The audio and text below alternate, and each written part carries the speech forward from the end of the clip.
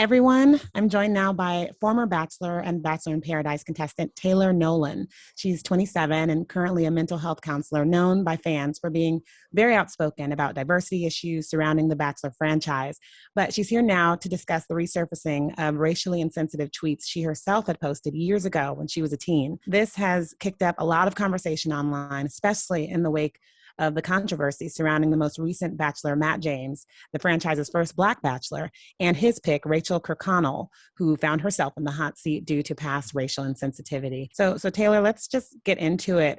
Fans know you from when you were a contestant on Nick Viall's season in 2017, and then on Bachelor in Paradise that same year. But since you've gone on to build just this huge following on social media for your work as an advocate for diversity on the show, then these tweets got resurfaced very recently. What is motivating you to talk about this controversy? I mean, you posted an apology to your social media, but why are you speaking out now? Yeah, well, because I think a lot of what happened in those tweets, a lot of what was said in those tweets are part of really important conversations that need to be had. So, it's a lot of the work that I do today, a lot of how people know me for the advocacy work that I do. So I think, I'm speaking out now because it's just, these are the things that we should all be talking about. Yeah. So let's go back. I mean, we're not going to say anything that that was said that you tweeted back then, but these tweets prompted, just a lot of feedback. They happened in 2011, 2012. So that's almost 10 years ago. Who was Taylor at 17 and 18 years old? And what would make you say some of the things that you put out there? Yeah, I'm really happy you asked that because I was not in a good place at all. And I think it's important to note and have that context as to where I was at then. I was living in racial trauma. I was living in upholding white supremacy. I was completely lost with my cultural identity. I'm biracial, I'm Black and I'm white, and grew up only in whiteness. I was raised as if I was a white girl. And going off to college, I was so confused. I was so lost. I had really absorbed, all of the isms in our culture. I had absorbed all of that white supremacy and felt just lost, and didn't think about anything I was tweeting or I was posting. I just thought, I wasn't thinking, really, was what was happening. I was depressed, and I was just really lonely and didn't like myself, didn't know who I was, thought that I was being cool, thought that I was fitting in. So you would say people that you were around or hanging out with, they use that type of language about, diverse persons, and that was something that you were caught up in.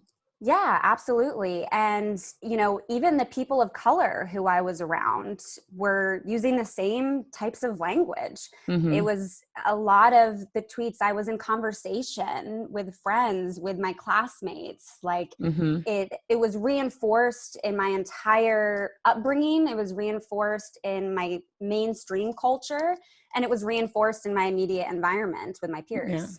Yeah. You spoke in your apology that you posted to social media that you purposely didn't delete the tweets because you wanted what was out there to be out there, I guess. But I guess it begs the question, and some commenters have taken issue with this that why didn't you get in front of it? Why, if you were going to be this diversity advocate, if you're going to do all this, say like, hey, I made huge missteps in my past, but ... Yeah, really happy you brought that question, because I know a lot of people have had that concern, and isn't something I've addressed yet. And knowing what I know today, knowing the impact that had, regardless of how long ago it was, breaks my heart and makes me feel so frustrated with myself that I didn't go back and specifically look at everything. When I say I knew that those things were there, I knew in a general sense. I knew in a general sense that, things I said back then were problematic, that I wasn't aware of the things that I'm aware of today. I knew that. I didn't know exactly what was said. And I think that was a huge misstep on my part. That was a huge, big mistake on my end. to protect the people I care about. I should have gone back and done that. And I think naively, I just thought, well, that's a part of my timeline. That's a part of my being as to how I got here today. Mm-hmm. But that's not as important as reducing harm. Yeah. So Yeah. I should have sure. gone back and deleted them. And, I hate the amount of pain and frustration and mistrust that it's created for people in me. Yeah.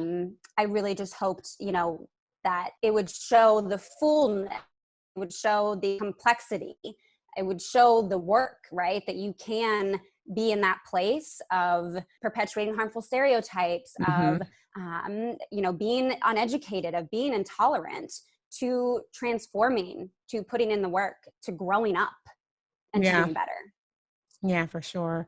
And you brought up that mistrust, and I think that is kind of at the crux of the firestorm, is that, like, is she being hypocritical? Even, Rachel Lindsay has spoken out saying she's disappointed by the tweets. And so how do you feel about that? Because you have said that you don't want this to undermine the work that you do, the very important work that you do. So how do you feel about, how people are kind of pitting your then against your now, and what's your plan for a go forward? Yeah, I think it's so valid. It is so valid for people to feel like they can't trust me. It's so valid for people to feel shocked and betrayed. That's so valid. And I think, people need to take as much time as they need to kind of digest that.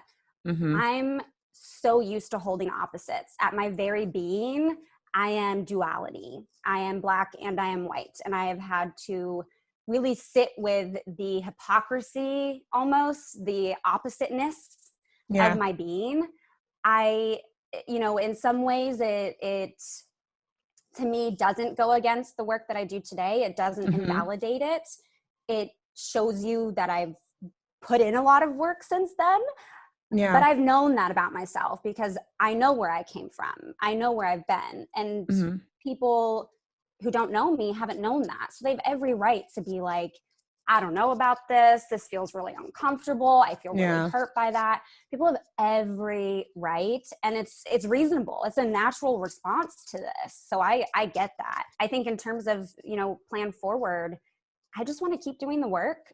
Yeah. Even sometimes if it gets me in trouble and people don't like what I'm saying, I feel so passionately about advocating, about speaking out against all the things that were in those tweets. Against white supremacy, against patriarchy, right? Against these unfounded stereotypes, right? Against sexism and misogyny. Like, I feel so strongly about doing that. And my plan is I really just want to keep doing that.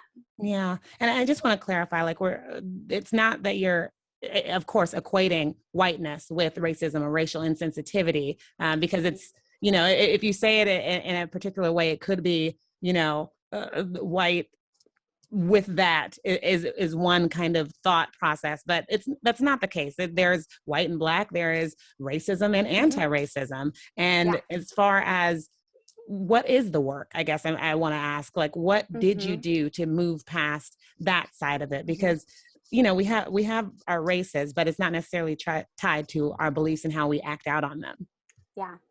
Yeah. So a large part of that work for me was education starting off. 2011, I was a freshman in undergrad. 2015, I was starting my master's. And that completely changed up my environment. That completely changed my peer group, right? So moving away from the people who were upholding those beliefs and reinforcing that language, I changed that. Gave myself some education to unpack and unlearn some of the things that I thought were normal, that I thought were just okay. Going to my own therapy was super important in getting to know my own racial identity. Surrounding myself in more groups of people of color was really important for me. And paying attention to the cultural shifts was huge. I mean, 2013, I believe, was Eric Gardner. I was still an undergrad. I lived in Baltimore City at the time of Freddie Gray. I think that was 2015 or 2014. Yeah. Writing social justice papers about what was happening in my city, and then realizing, okay, well, what does that mean for me? My mom is white. I have identified as white. I don't know who Taylor is as a whole. So a combination of all of those things has been the work to getting me to where I am today. And the work for me today has a large emphasis on using my platform with responsibility to help educate, to help share my own experiences in a way that people are able to learn or are able to feel seen, and have that sense of relatability. And also within my own community, doing that kind of work and continuing to unpack all this stuff, because even though I might have, come to terms with how I did uphold fat phobia and perpetuate that, there's still going to be times today where something comes up. I rewatched WALL-E the other week and was like, oh, I used to love this movie when I was little. It was a great movie.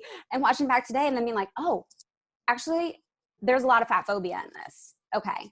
How can I help other people to see this as well? Right. So it's always ongoing, and there's always going to be times where it's like, actually, Taylor, you got that wrong. And that actually was pretty harmful, like not deleting my tweets. And I'm open to saying, yeah, I will always have work to do. I will always have things to learn about. I don't hold every identity that there is. I don't know everything about what people experience. And it's important to just stay open to that, I think. Yeah. Have you since deleted the tweets? Yes. Yeah. I'm really not skilled with Twitter today, but I have gone through and I believe deleted majority of the tweets that people have pointed out. And I did try to delete all the tweets after, like, that are older than a year old.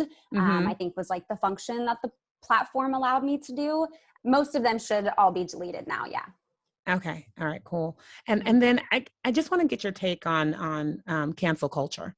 And this moment that we're in, we just saw a big apology come from Jay Leno about jokes that he had made on the show years ago, with Chris Harrison, specifically talking about Bachelor franchise, how, he no longer hosted the end of Matt James's season, and, TBD on when he'll return to the franchise. What is your take on that, considering the situation you're in? And do you feel like people do deserve second chances? So I do believe that people deserve a chance to learn. I do believe people deserve chances to do better.